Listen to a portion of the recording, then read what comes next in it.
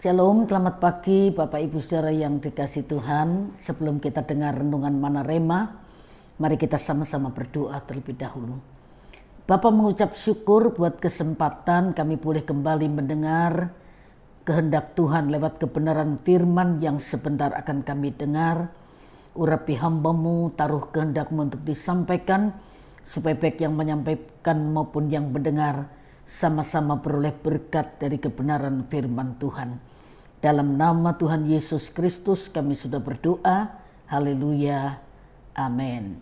Bapak Ibu Saudara sekalian, pagi ini kita akan sama-sama belajar sebuah kebenaran yang saya beri tema menjaga perkataan.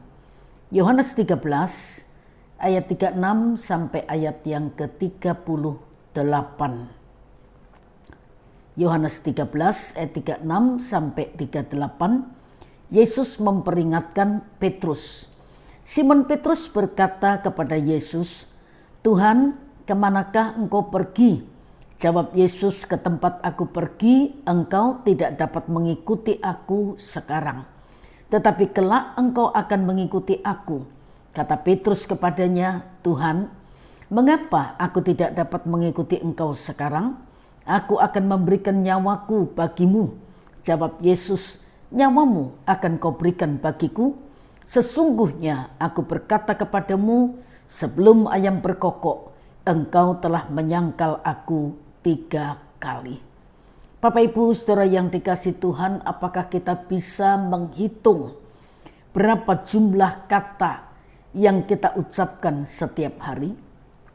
Apakah setiap kata itu bermanfaat bagi kehidupan? Sejujurnya banyak kata yang terucap dari mulut kita tanpa kita sadari dampaknya. Kata-kata itu begitu saja meluncur dari mulut kita tanpa kontrol. Apalagi kalau kita sedang marah. Cepat berkata-kata itu sudah menjadi kecenderungan manusia. Kita bisa melihat dari pernyataan Simon Petrus kepada Tuhan Yesus. Keinginan Petrus untuk mengikut Tuhan Yesus terlihat begitu kuat. Semangat Petrus untuk melayani memang luar biasa dan tentu saja itu baik. Sebelum kata-kata Petrus terlontar, Tuhan Yesus menyampaikan pernyataan bahwa ia akan pergi, tetapi ia tidak menyebutkan kemana ia akan pergi. Di ayat 33, tetapi Petrus yang kritis dan berani bertanya kemana Tuhan Yesus akan pergi. Ayat 35. Jawaban Tuhan Yesus menegaskan bahwa tempat tujuannya tidak perlu para murid ketahui, sebab para murid tidak mungkin mengikutinya sekarang. Ungkapan sekarang itu menunjuk soal waktu. Bukan para murid sama sekali tidak boleh mengikut Tuhan Yesus, tetapi tampaknya Petrus kurang sabar. Ia ingin mengikuti Tuhan Yesus mulai dari sekarang. Petrus mengatakan akan mengikuti kemanapun Tuhan Yesus pergi, bahkan dengan mengorbankan nyawanya sekalipun. Ayat 36 sampai 37. Sebenarnya Petrus itu tidak mendengarkan Tuhan Yesus dengan sungguh-sungguh. Petrus hanya mendengarkan keinginannya sendiri. Itu sebabnya Tuhan Yesus menegur dengan keras dengan mengatakan akan penyangkalan yang tidak lama lagi justru akan dilakukan oleh Petrus. Bahkan disebutkan bahwa hal itu akan terjadi sebelum ayam berkokok, yang menunjukkan bahwa peristiwa itu akan terjadi segera setelah pernyataan Petrus. Pengalaman Petrus mengingatkan kita bahwa bersemangat mengikut Tuhan itu sangat penting dan sangat baik. Tetapi semangat itu tidak dilontarkan dalam kata-kata yang cepat kita ucapkan tanpa pemahaman lebih dalam dan benar. Kata-kata yang kita sampaikan seharusnya sesuai dengan tindakan kita. Sebab tanpa kesesuaian dengan tindakan, perkataan itu justru kerap menghancurkan kita sendiri karena kita tidak dapat mempertanggungjawabkan perkataan kita. Bapak Ibu Saudara yang dikasihi Tuhan, perkataan menunjukkan identitas kita. Kalau kata-kata kita sering menipu, kita disebut penipu. Kalau kata-kata kita suka berbohong, kita disebut pembohong. Kalau kita suka menyanyi, kita disebut pemuji.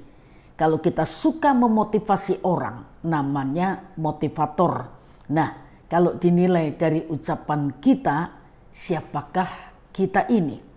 Sebab itu pemazmur dalam Mazmur 141 ayat yang ketiga berkata, "Awasilah mulutku ya Tuhan, berjagalah pada pintu bibirku." Mengapa? Menurut Matius 12, 36 sampai 37. "Tetapi aku berkata kepadamu, setiap kata sia-sia yang diucapkan orang harus dipertanggungjawabkannya pada hari penghakiman, karena menurut ucapanmu engkau akan dibenarkan, dan menurut ucapanmu pula engkau akan dihukum." Kesadaran akan hal ini menolong kita untuk tidak buru-buru atau cepat-cepat mengucapkan sesuatu, tapi kita akan sedikit lebih hemat berkata-kata daripada kita menerima hukuman. Paulus berkata kepada jemaat Kolose dalam Kolose 4 ayat yang ke-6, "Hendaklah kata-katamu senantiasa penuh kasih, jangan hambar, sehingga kamu tahu bagaimana kamu harus memberi jawab kepada setiap orang." Bapak Ibu Saudara yang dikasihi Tuhan, Roh Kudus penolong yang diberikan kepada kita itu menolong kita semua untuk lebih menjaga perkataan kita, sehingga apa yang kita ucapkan memberkati orang lain, membangun orang lain, bukan meruntuhkan dan melemahkan orang lain, juga diri kita sendiri. Tuhan memberkati Bapak Ibu Saudara sekalian, dan mari kita sama-sama berdoa. Kembali kami mengucap syukur untuk kebenaran firman-Mu yang terus mengingatkan kami agar kami tidak menyimpang dari kehendak Tuhan, dari kebenaran firman-Mu. Tolong kami Tuhan, tuntun kami melakukan kehendak-Mu sehingga hidup kami menjadi berkat untuk kemuliaan nama Tuhan.